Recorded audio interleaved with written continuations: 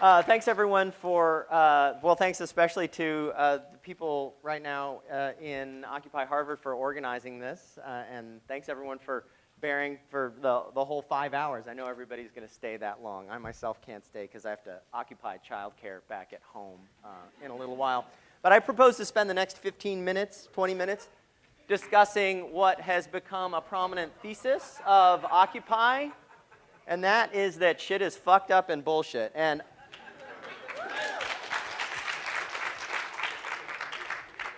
I think that what this man is trying to say actually has three components, and I propose to explore those three components. One, how effed up is it? Two, how did it get so effed up? And three, what can we do about it? So, first question, how effed up is it? Very.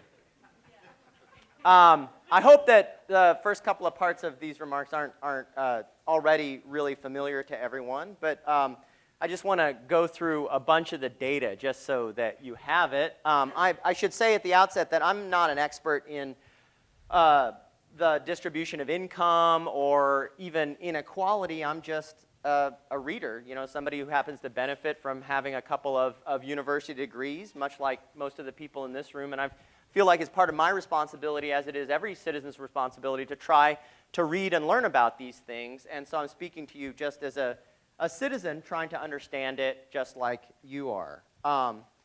So what we see in this graph is that the distribution of income of the top 1% has gone up dramatically, 250 or 300% since 1979, while everybody else, especially the bottom four quintiles, has remained flat. Here it is broken down. So the top 1%, you see almost 300% gain in their incomes over the last, 30 years. So you can see that by political administration. You see it's fairly flat even through the Nixon and Carter years and starts tilting up through the Reagan and Bush years and then keeps going with little flattening out through Clinton and Bush too. If you thought the distribution of income was effed up, what's really effed up is the distribution of wealth, which is, not how much people make every year, but how much they have in the bank, so to speak. And you can see from this figure that the top 1% owns or controls 33% of the accumulated wealth in the whole country. That's pretty messed up. Another dimension of this is from a study by Michael Norton and Dan Ariely, is that people in the United States have mistaken views about what the actual distribution of wealth is, and they get it wrong in a very systematically biased direction. They think that the distribution of wealth is much more equal than it actually is, right? So the top bar is the actual distribution. The middle bar is people's estimates. And furthermore, they would like it to be much more equal than they think it is.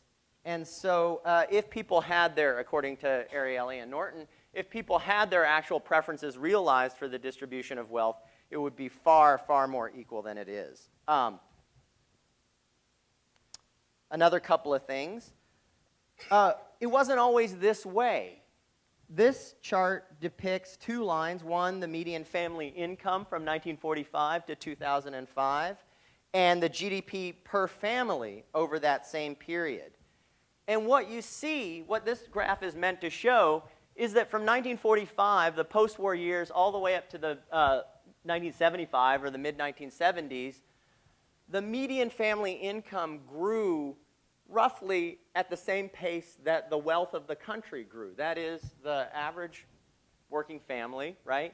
Their fortunes, their income grew at the same pace that as productivity, as American wealth grew. And then it starts separating in about 1975. And median family income basically flattens out. It grows a little bit, but mostly stays flat. Much of that growth is due to the growth in two-family workers in families, right? That is, families with two workers in a single family, whereas GDP per family goes up at the same pace that it's gone up at roughly for most of the post-war period. And so what that indicates is that America as a whole is doing fine. It's just that the average worker stops sharing in that growth in wealth after about 1975. Here's another way to look at that, right? So the green line is productivity, which, as I said, goes along at a pretty good clip. Average overall wages, right, basic separate from that, stay flat since 1979, and average income of the top 1%, as we saw from the first figure, grows very, very quickly. So probably a bunch of this stuff is already familiar to you. It just never hurts to see it again. So the second question is, how did it get so effed up? There's something of a consensus among many. This isn't the reason that it got so effed up. But many people tell a particular story that I'll get into in a minute called skills-biased technological change. And this is a story that many economists tell. I think it's not the right story. I think the reason that it got all effed up is politics, right? So the dominant explanation is called skills-biased technological change. And this story is that, well, you know, after about the 1970s, two things happened. One, globalization happened. Second, a lot of productivity became dependent on technologies that benefited people with really good educations and worked to the detriment of people without much education. And that explains a bunch of the inequality, right? That's called skills. That is, technological change in the economy is biased toward those with higher levels of skill, higher levels of education. And that's why things are getting more unequal. Now, the political implication of this message is pretty bleak. If you believe this explanation, then there's not all that much you can do about inequality, right? You can tinker around with it on the edges, but really it's because of this big shift that's just going to make things unequal or more unequal on the dimension of education. And there is something to this. I think for the middle part of the distribution, you know, from the 20% to the 80%, skills-biased technological change is a pretty good story. So you can see from this figure that, you know, people with high school dropouts, people with high school degrees do a lot worse after 1968. People with college degrees and graduate degrees do much, much better. So this is very consistent with the skills-biased technological change story. But I really don't think that that mechanism explains the huge differences between the 1% of Occupy and the everybody else. I think the mechanism that explains that inequality, the real plutocracy that we see, is not about skills-biased technological change. So here are three pieces of argument for that. And as I say, I'm not really an expert in economic equality, but I'm just trying to figure things out, just like everybody else. So if you think that it's skills-biased education, skills-biased technological change that explains the inequality of the 1%, then you should see the 1% being composed of people with those skills that are economically relevant, right? You think, well, if it's really skills that's the difference, then the people in the top 1% should be scientists, engineers, maybe computer programmers, et cetera, right?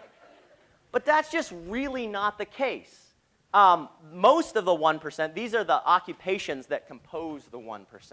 This is from the New York Times data via a paper by Michael Konskow. So you can see that most of the 1% are executives, managers, right? And that remains true through the whole period from 1975 to 2005. It's actually composed a little bit less of managers now than it was then, right? But those managers make a lot more now than they did then.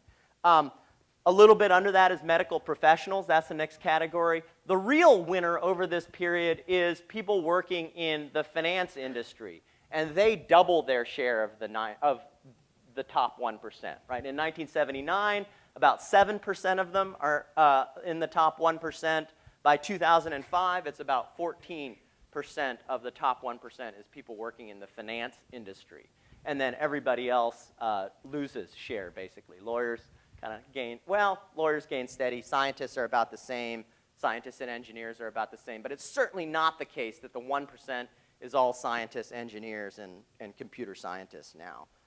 So, I think that like the Google Steve Jobs 1% story, that's not really what's happening.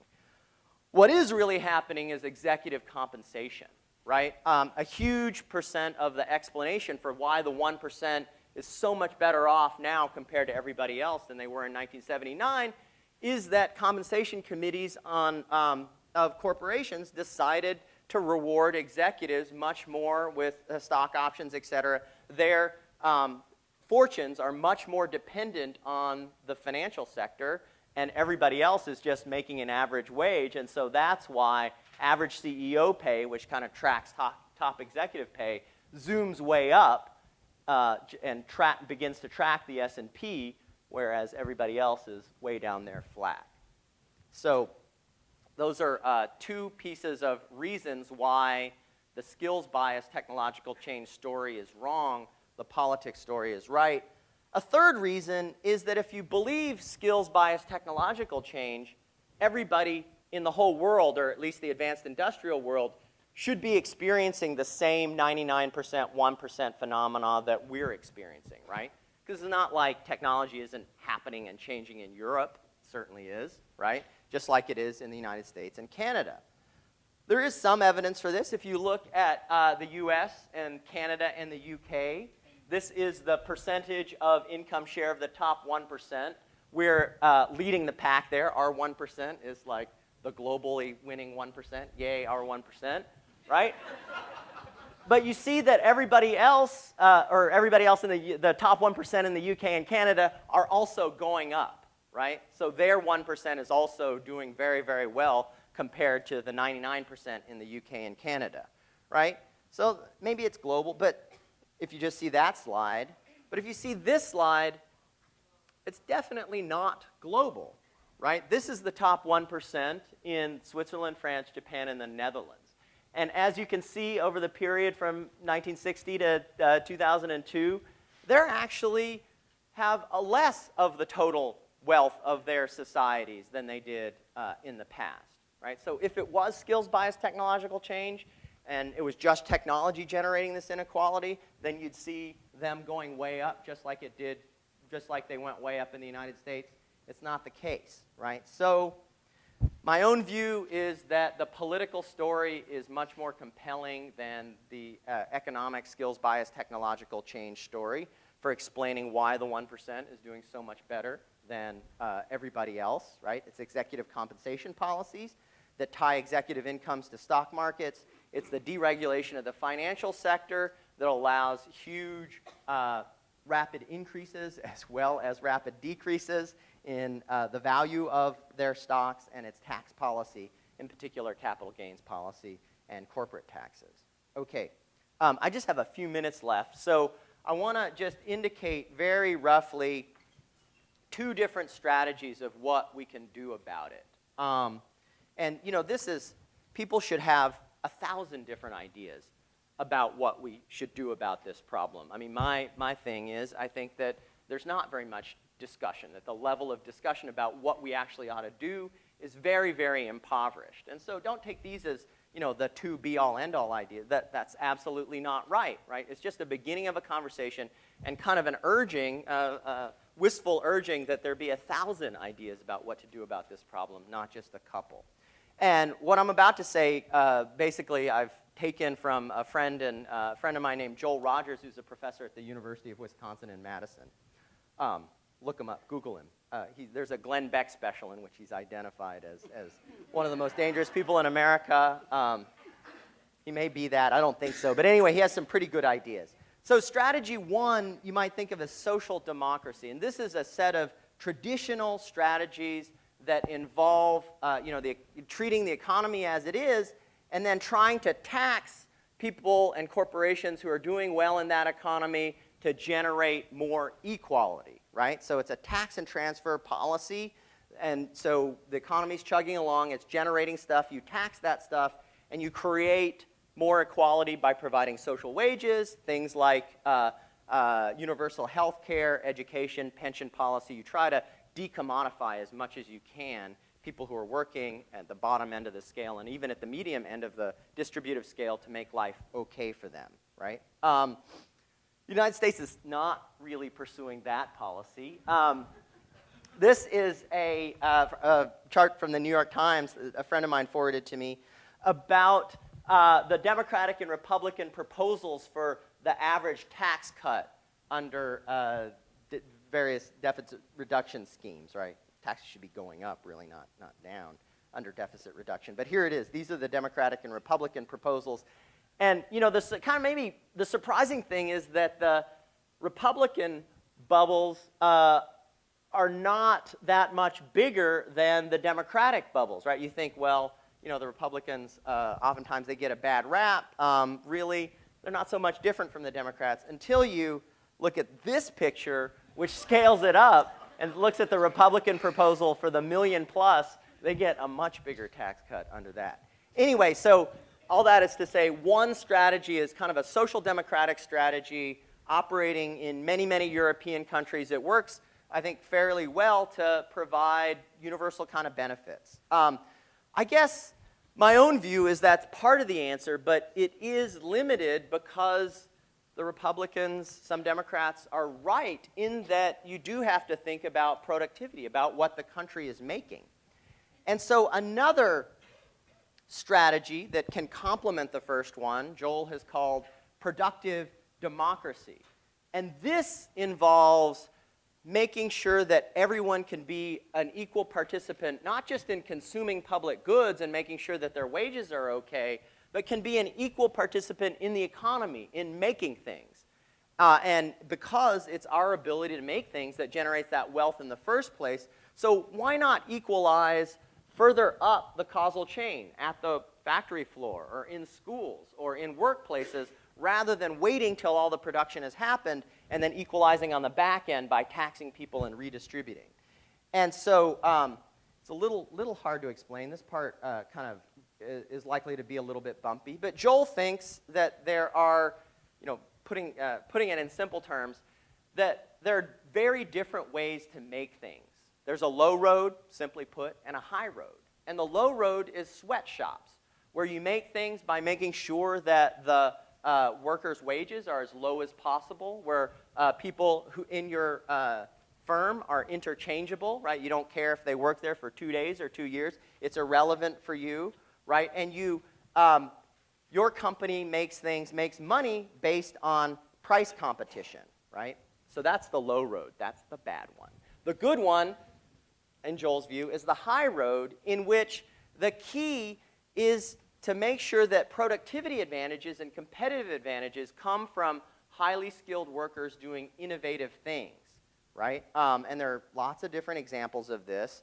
And the difference and what public policy ought to be doing, if you accept this view that there are very different ways to make things, a high road and a low road, then the public policy should be about making sure that there's less low road competition, more high road production, right? And so that involves active industrial policy that's about real and relevant training for people, so that when you know, your friends or your parents' friends lose their jobs at a paper mill or a steel mill, they're not just making espresso for $5 an hour, $5.25 an hour for the rest of their lives, but they actually learn skills to do something different that remains productive, highly competitive, and innovative, right? It means creating deliberative spaces in probably local communities, at least in regions, where workers, usually probably in an organized way, can talk with employers and government and communities to figure out what the appropriate strategy, economic development strategy for a place is, so that that place can move up in the global economy in some just way, right? So there's a whole lot to be said about both the productive democracy strategy and the social democratic strategy, and I hope that we get a chance to talk about that and that people think about that more and come up with other proposals. You know, but given how effed up things are, how they got so effed up, and the fact that we do have other choices, and I think it is a fact, it is time to get to work on this problem. And I think there are at least 3 ways in which we can get to work. The first is to occupy the truth, is to know very, very well in a whole lot of detail, right, what's going on in the distributive realm and the economic realm, and to be able to be conversant in a very high and sophisticated way with anybody who wants to have that conversation. The second is to educate. This is an educational institution, right? And we know from the graph about what people think that the actual distribution of income is, that they have it wrong. So that's an educational problem, right? It would, the Occupy movement, I think, and anybody who cares about social justice would really, really benefit if people's actual impressions, or people's impressions about the distribution of income and wealth in society was more accurate, right? The third thing is to realize that we have real choices. We are not the victims, helpless victims of some inevitable fate that has to do with technological development or globalization. We can affect outcomes here, right? And that is the point of saying that there's something really lacking in the skills bias technological change story. And the fourth thing is to occupy the future. I believe that Americans have a fundamental commitment to deep values of equality, of opportunity, of fairness, and of justice. And the future belongs to those who can articulate powerfully a view about, a critique about how our current things, our current state of this world, the current situation, departs from those values. The future belongs to those who can articulate a vision of how to make our reality, how to make our way of living together with one another conform more closely to those values that are deeply shared. The future belongs to you. Thank you.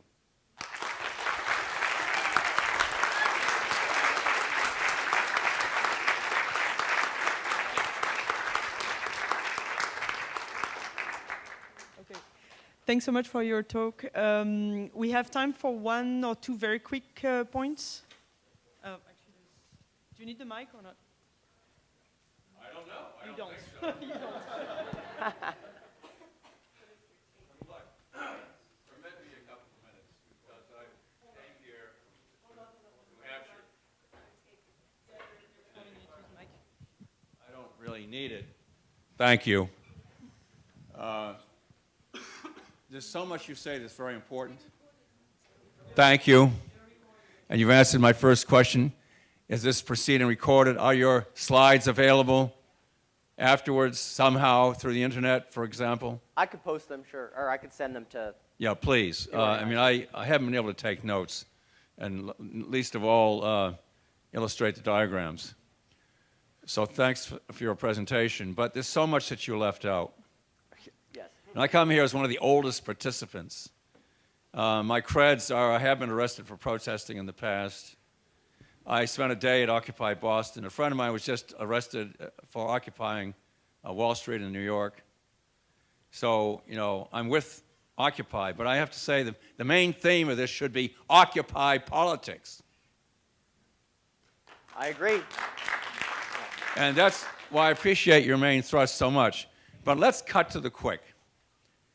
One thing you didn't mention is the incestuous, and please don't demean effing. It's a good word.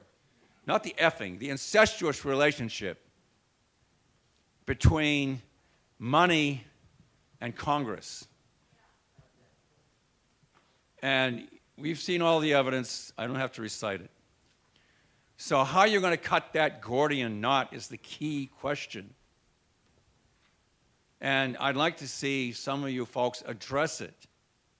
And I'd also like to see you talk to some of your colleagues across the way. Talk to Professor Unger at the Harvard Law School. And I recommend Roberto Unger's books to anyone here, especially the one called Self-Awakened, a Pragmatism Unbound, a radical pragmatism. He provides some further answers to your questions, some things of what's to be done, especially. A good program. In itself, not complete, but more complete than your own, with all due respect. So I hope you might respond to the incestuous relationship that I mentioned. Yeah, I agree completely with the point. There was a kingmaker in Midwest politics, and I guess probably the early part of the 20th century, named Mark Hanna. I'm not sure I'm getting the dates right. Mark Hanna. And he said, in all my years of politics, I've learned that there are three important things. And the first thing is money, and I forget what the other two are, right? So this has been a problem for a very long time. And I believe that there are two fundamental forces in politics. One is money, and the other is people. And one strategy is to cut that Gordian knot by trying to build a firewall between the money and the political sphere. That is very, very hard to do, especially in this country at this point in time. I urge many, many efforts to pursue that in many, many ways. I also think, and this is where Occupy comes in, that at the same time that one tries to build that firewall, it is also possible to invigorate the people part and to reinvigorate the people part and make actual physical mobilization of warm bodies a more relevant part of political contests that takes its place again alongside of just the TV ads and the advertising and the direct mail. Sorry, we actually need to move on because our next speaker needs to catch a cab. Thank you.